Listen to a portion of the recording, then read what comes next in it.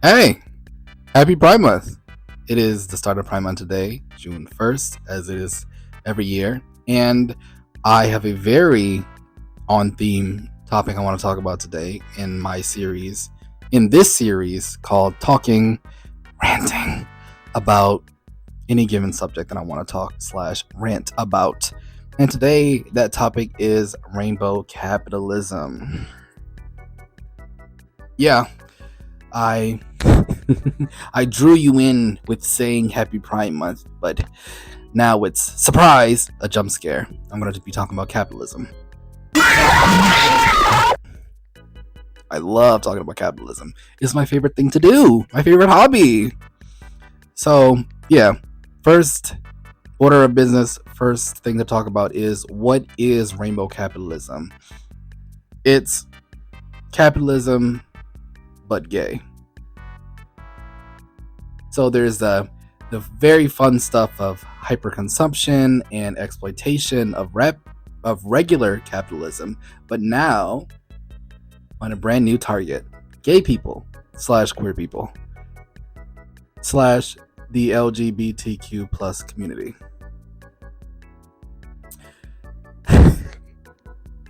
It's companies, the moment that June starts, immediately opening up their doors to exploit gay people with fun little trinkets like a rainbow shirt or a rainbow flag, and then immediately forget about them in July. It's the exploitation of not letting actual queer people, sit at the table, but to market them a whole bunch of stuff that they don't need. So, yeah. Just like regular capitalism, it is a mess. But this really isn't a think piece about rainbow capitalism as it is right now. Mostly I want to talk about how rainbow capitalism is kind of like dying somewhat, really. Not dying per se, but it's not as like big as it was in the past, and how that is incredibly scary. So, from how dismissive I am of rainbow capitalism, you may immediately assume, rightly, that I don't really like rainbow capitalism.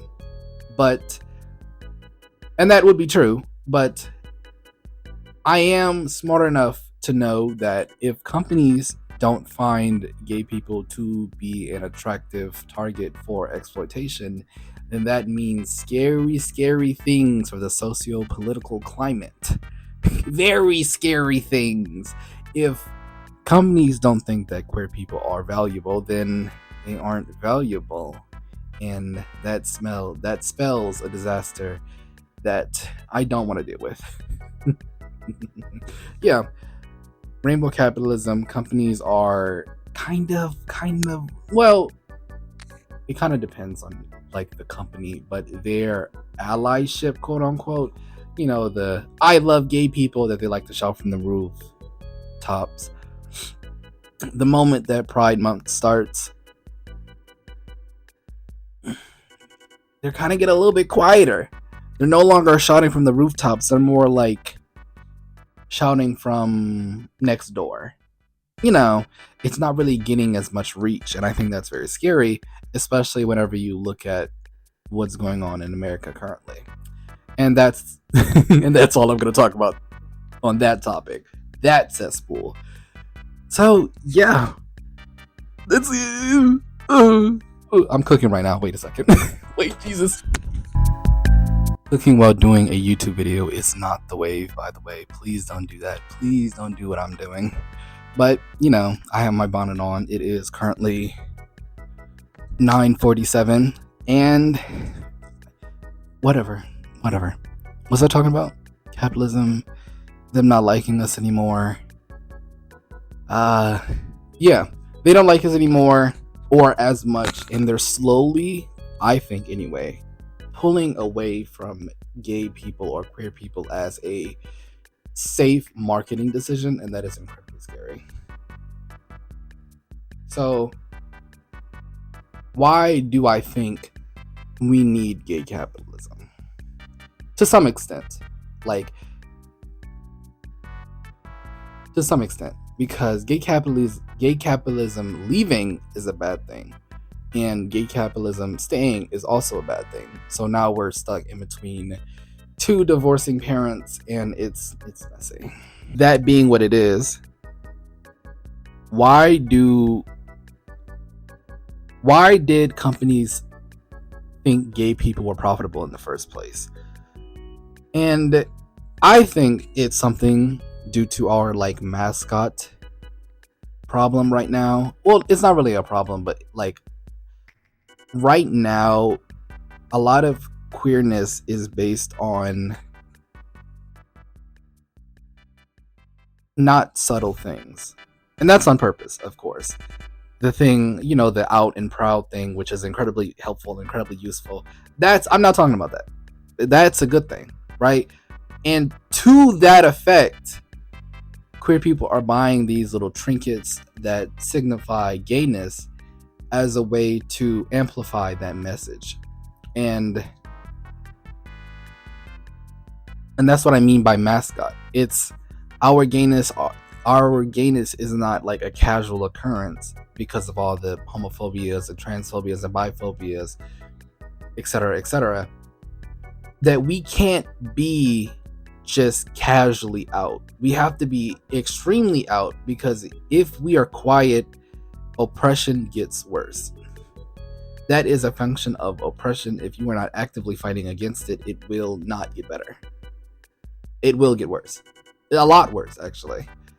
So, in this effort to make us bigger, to make our lives worthy, to make our lives bigger and take up more space, we utilize these companies' excessive need for money to, to use those little gay trinkets as a mascot for our gayness, to signify to the world that, hey, look, we still are here, we still exist, etc., and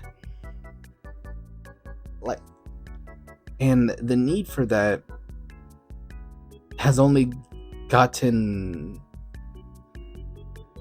more prevalent, I should say. The need for that has only steadily increased. But companies' willingness to think of queer people as a possible marketing strategy has decreased. And that is incredibly telling to the current socio-political climate right now. And it tells us a lot about how or what queer people are going to need to be doing in the upcoming, years of a certain person's tenure as president.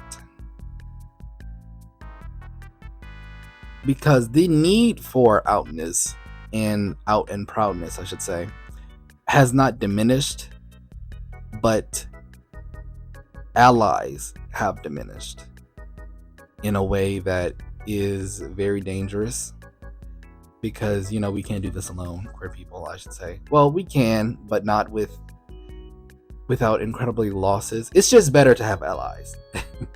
And allyship in big companies is waning, and that's scary. That is the theme of this video. It is very spooky, scary.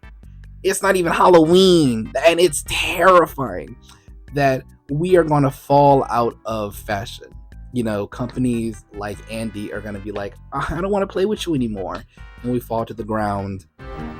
Oh, I forgot. You're broken. I don't want to play with you anymore.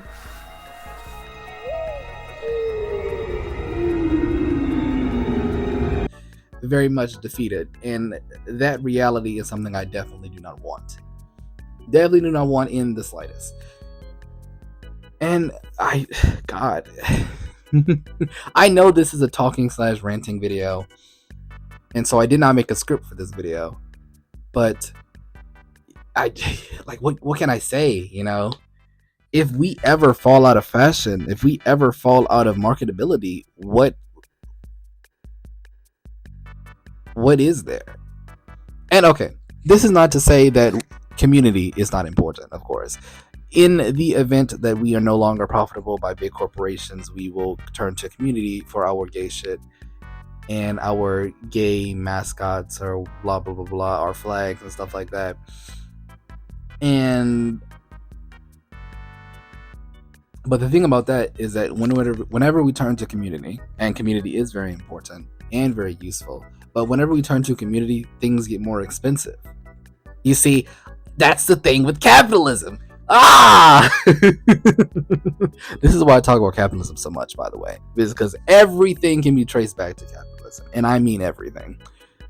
But regardless, it's going to get more expensive, and if it gets more expensive, less people are going to be able to afford this out and proudness. And if less people are able to afford this out and proudness, then there's going to be an association with certain groups of people who thinks that we shouldn't exist, that we are not. So my camera cut off, and I didn't notice. Well, I did notice, but I didn't think. Blah blah blah. A lot of stuff got deleted. So to finish that point, since a certain group of people are going to think that we don't exist, the oppression is going to get worse, basically. Cool. And yeah, the end of this video is so scuffed. Like, comment, and subscribe, please. Okay, goodbye. My camera cut off, and sorry for the audio. It's gonna be worse because I disconnected my microphone because my camera cut off, like I said, and I hate that. Anyway, yeah, capitalism, it's good, but it's also very bad, but it's also very necessary. Yeah, it's been Overtired Teenager. I hope you enjoyed the video. See you next week, probably. Bye.